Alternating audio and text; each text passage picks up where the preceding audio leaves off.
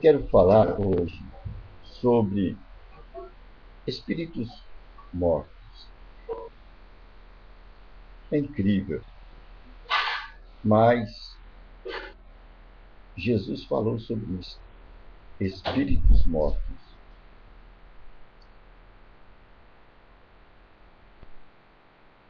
Tem muita gente que está viva. Eu não dizer a maioria, né? Mas o seu espírito está morto. O seu espírito está morto. E os tipos são de todos os níveis e patamares. Pode ser um filósofo humanista, pode ser psicólogo, pode ser um pedreiro, mas seus espíritos diante de Deus estão mortos. Eles estão andando aqui na terra. São criaturas de Deus. Mas o espírito deles está apagado diante de Deus. Estão mortos. Veja se você não está entre eles, hein? Espíritos apagados.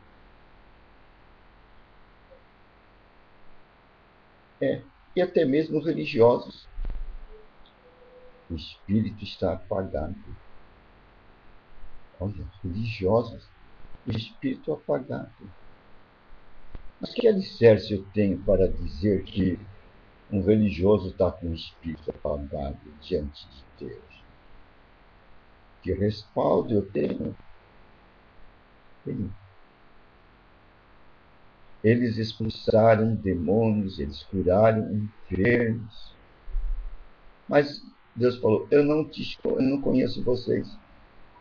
Eu nunca os vi. Olha, sério, né? A Escritura diz isso.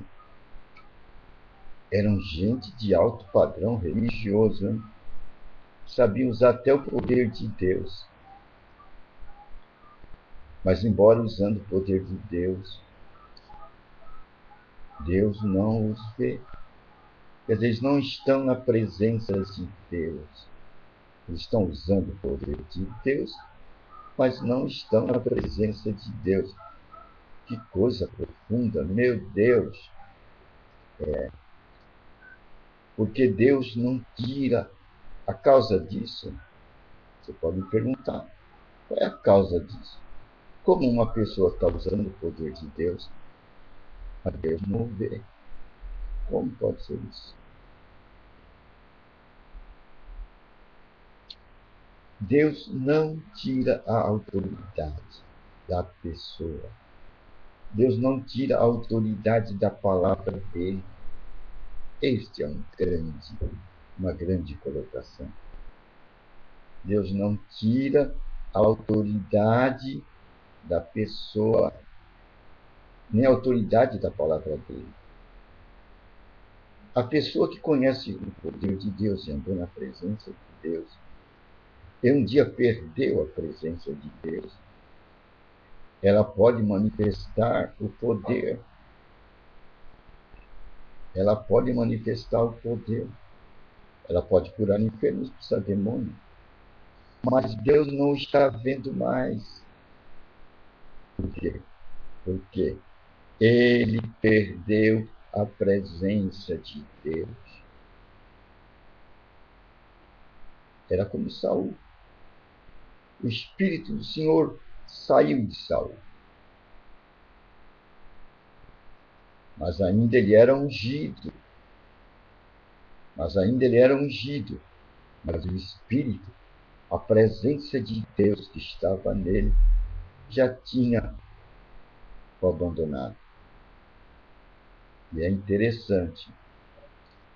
Para a gente localizar bem, focar bem os dois caminhos, né?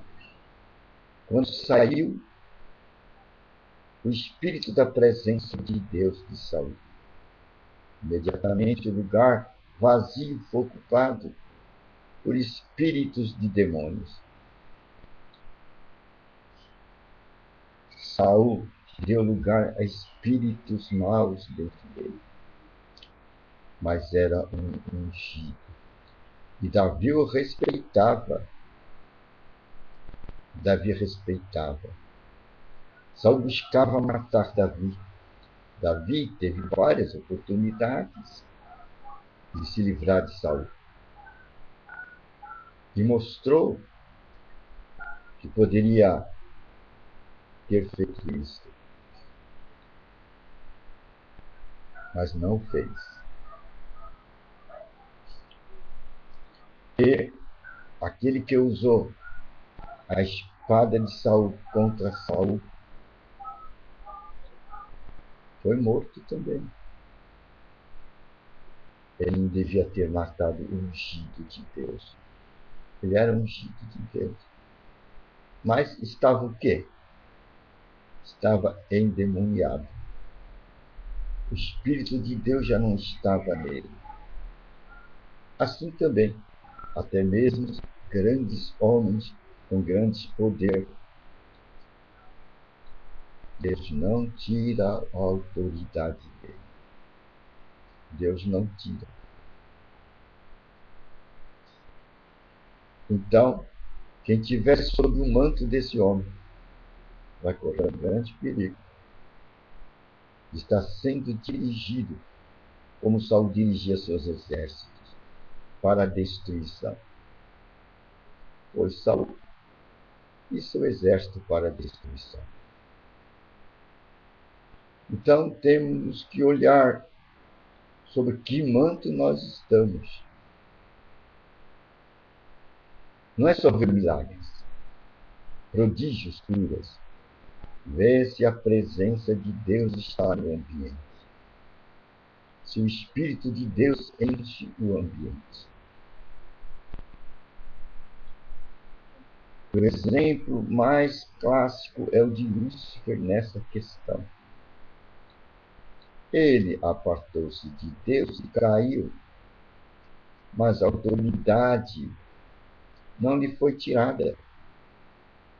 Hoje ele é o príncipe das trevas, mas ele tem a autoridade dele. Não lhe foi tirada. E ele pode apresentar-se diante de qualquer um como um anjo de luz. Aquele iluminado. Porque ele é o anjo cobridor. Ele é o anjo da inteligência. Ele vai fascinar e, se possível, ele enganará até o justo. Não foi tirado a autoridade dele. Então, nós devemos ter cuidado com isso. Nós devemos ver sobre que manto de autoridade nós estamos. Isso é um dever nosso. Nós temos que fazer juízo. Não podemos correr em todas as direções. Aqui está o Messias, aqui está o Messias. Vejam os milagres. Calma. Analise os espíritos. Analise os espíritos para saber de que espírito é. Senão vai sofrer aquela repreensão que Jesus disse a Pedro. Pedro, você não sabe de que espírito sois. Nós devemos saber de que espírito somos. Devemos estar atentos, porque cairemos se não vigiarmos no manto dos espíritos mortos. Por que espíritos mortos? Mortos porque perderam a presença de Deus. O olhar de Deus não mais os vê. Deus não pode vê-los. Eles estão separados da presença de Deus. Isso é morte espiritual. Espírito morto é aquele espírito que está separado da presença de Deus. Ele não anda mais nos caminhos da videira. Ele não recebe mais as seivas da videira. Temos que olhar isso. A seiva da videira nos trata do assunto, do conteúdo vivo que nos edifica.